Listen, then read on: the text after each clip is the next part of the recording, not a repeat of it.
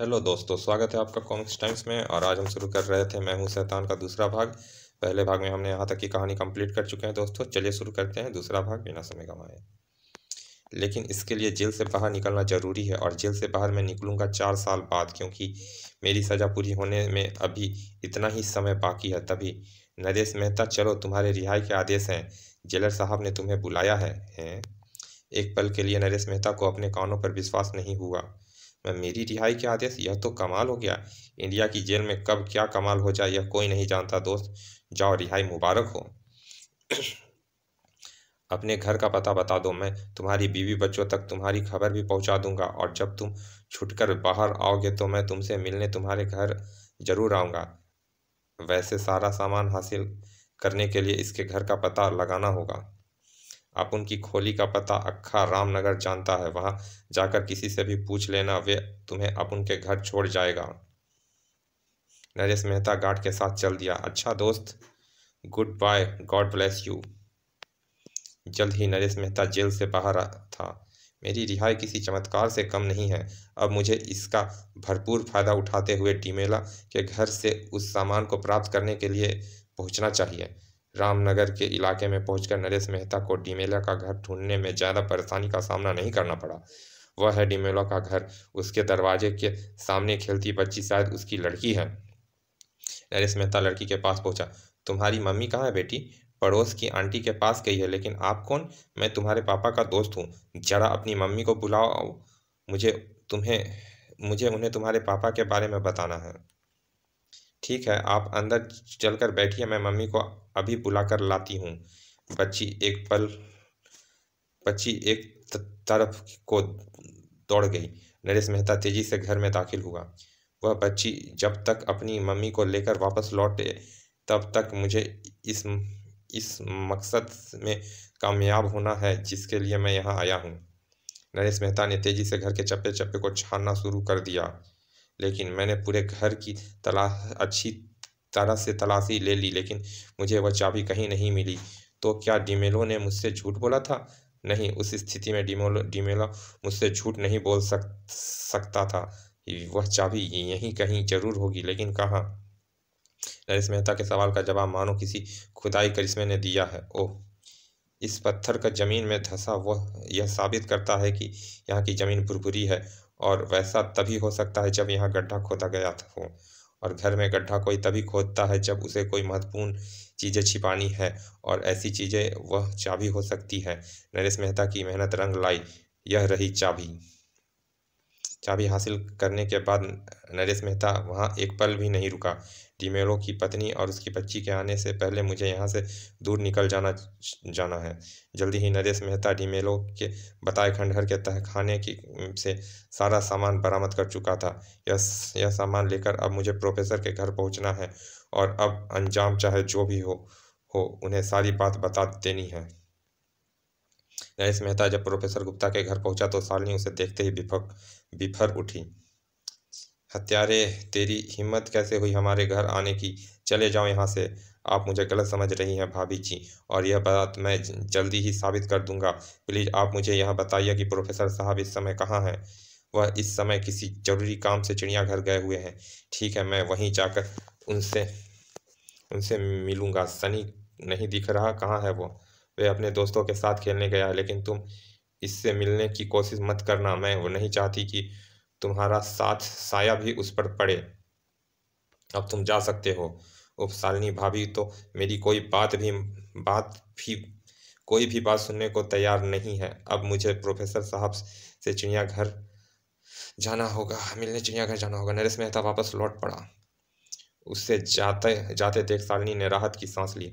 अच्छा हुआ चला गया। अगर अंदर आ जाता तो जान जाता कि मैंने सनी के बारे में उसे झूठ बोला था। असल में सनी अपने कमरे में ही है, लेकिन मैं उसे सनी से नहीं मिलने देना चाहती। यह शुरू से ही सनी के पीछे पड़ा हुआ है। यह बात सनी को भी बता देती हूँ ताकि वह सावधान रहे। सीढ़ियाँ चढ़कर शालिनी सनी के कमरे में पहुंची। कमरा तो खाली है, सनी कहाँ गया? आगे देखती हूँ। जल्दी ही उसने सनी नजर आया। वह रहा अपने फ्रिज के पास, लगता है कुछ खा रहा है। सनी के कंठ से एक दहशत भरी चीख उबल पड़ी। आई! खून से लथपथ चेहरा लिए एक झटके से पीछे पलटा लड़का। नहीं नहीं, यह मेरा सनी नहीं, यह तो शैतान है, शैतान। हाँ, शैतान हूँ मैं, लेकिन मेरा यह राज जानने के बाद अब तू जिंदा नहीं रह सकती। आई। पल भर में सनी शालिनी की पीठ पर सवार था। आ सनी, छोड़ दे मुझे, मैं तेरी माँ हूँ। सनी, ओह बेवकूफ औरत, मैं सनी नहीं शैतान हूँ, शैतान। फच्चाक। हा हा, मैं हूँ शैतान। हा हा हा हा हा।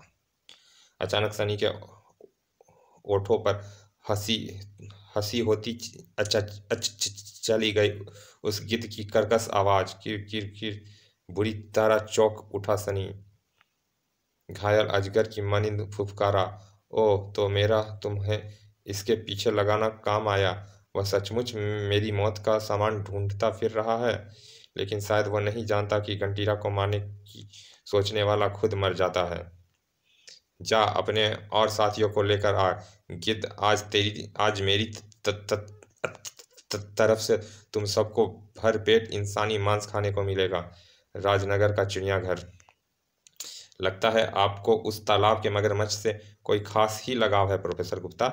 ऐसा कोई बात नहीं है मिस्टर राजन, असल में मगरमच्छों वाले उस तालाब में कोई महत्वपूर्ण वस्तु ढूंढना चाहता हूँ, जो शायद आज से 6 साल पहले एक दुर्घटना में गिर गई थी। आपको जिस वस्तु की तलाश है, कहीं वे 3 विचित्र किस्म के खंजर तो नहीं? हाँ हाँ, वही वही खंजर चाहिए मुझे, लेकिन आपको उनके बारे में कैसे पता चला?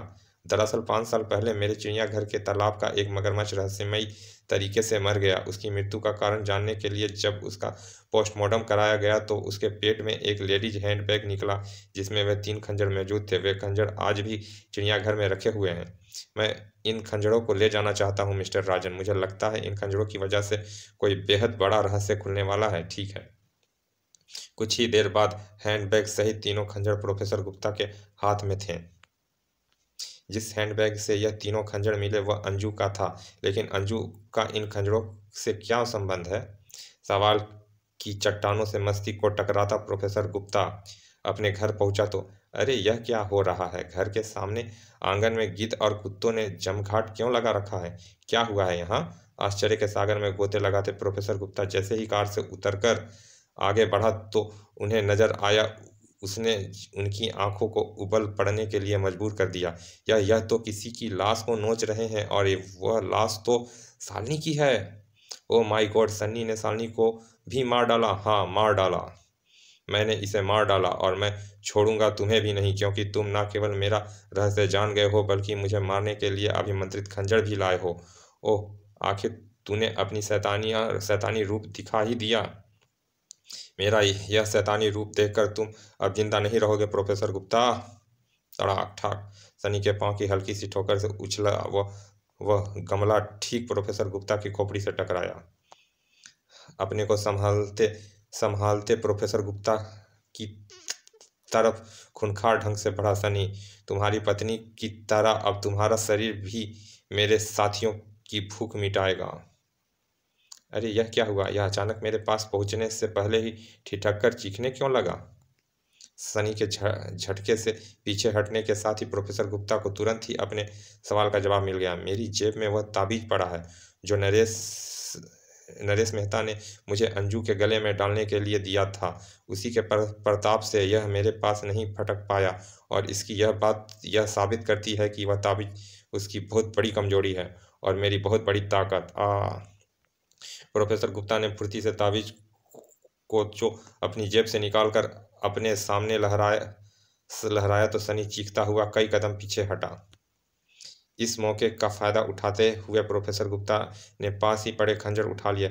अब अपने हाथों से यह 3 खंजर मैं तेरे सीने में घोंप तेरा अंत कर दूंगा शैतान। आई, इस ताबीज को पीछे हटाओ इसे, वरना मैं जल जाऊंगा। सनी की इस चीख ने किसी का ध्यान अपनी तरफ खींच लिया। दूसरे ही क्षण, शाबाश गिद्ध। गिद्ध एक झटके मारकर ताबीज अपने साथ ले उड़ा। इसी के साथ पलट गई वह बाजी। तड़ाक। पागल सांड सा सनी प्रोफेसर गुप्ता से टकराया। अब तुम्हारे पास ताबीज शक्ति नहीं है। अब मेरे हाथों मरने से तुम्हें कौन बचाएगा? मैं। नरेश मेहता, प्रोफेसर साहब को मैं बचाऊंगा शैतान इस अभिमंत्रित फरसे से तेरे टुकड़े टुकड़े करके। नरेश मेहता, तुम तो जेल में थे, फिर यह कैसे? यह एक लंबी कहानी है प्रोफेसर, बाद में बताऊंगा, क्योंकि वह सब बताने से ज़्यादा ज़रूरी है इस शैतान का खात्मा। यही शैतान मेरी मजबूरी थी प्रोफेसर साहब। मैंने वर्षों से इसका राज इसलिए छिपा रखा क्योंकि जिसको भी इस शैतान के बारे में पता चला उसे इसने ख़त्म कर दिया। तुम सबकी जान बची रहे इसीलिए मैं हर जुर्म को सहकर भी चुप रहा। लेकिन आज यह शैतान हमेशा के लिए चुप हो जाएगा, क्योंकि आपके हाथ में थमे अभिमंत्रित खंजर और मेरे हाथ में थमे फरसे से यह हरगिज नहीं बच पाएगा। क्रोध से भभकते नरेश मेहता की निगाहें जब सनी पर पड़ी तो मानो उसे तेज करंट लगा। मौत इसके सिर पर नाच रही है और अभी भी मुस्कुरा रहा है। इसके मुस्कुराने में जरूर कोई राज है। मुझे सावधान रहना होगा। नरेश मेहता के सावधान होने से पहले ही सन्नी के मुस्कुराने का राज सामने आया।